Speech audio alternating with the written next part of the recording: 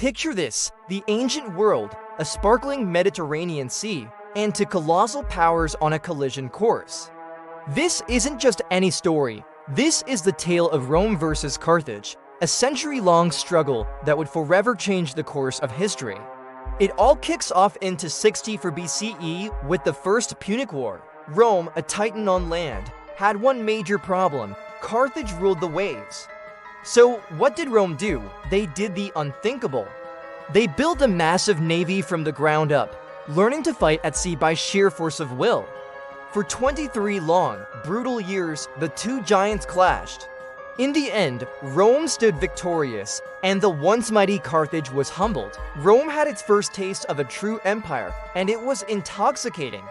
But defeat sows the seeds of revenge, and those seeds found fertile ground in the heart of one man, the legendary Hannibal Barca. He would not let Carthage's humiliation stand.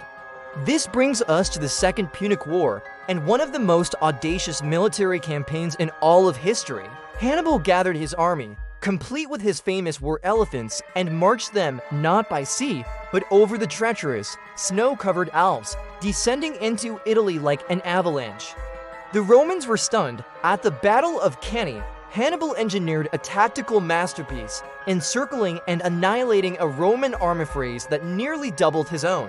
It was a catastrophic defeat for Rome, one of the bloodiest days in its history.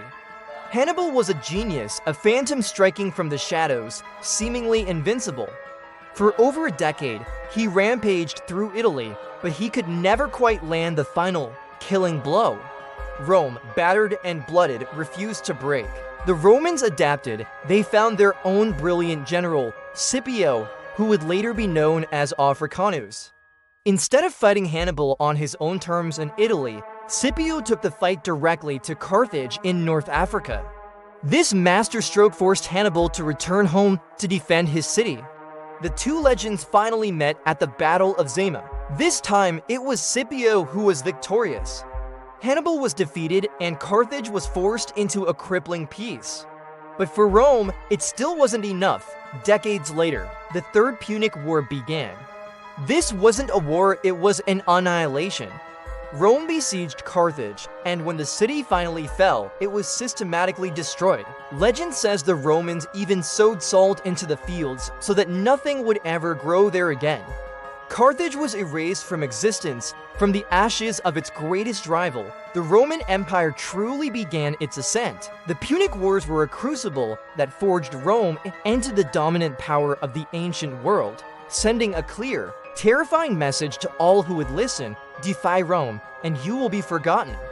If you were captivated by this epic saga of empires, be sure to hit that like button and subscribe for more deep dives into the forgotten wars that shaped our world. Thanks for watching, and we'll see you in the next one.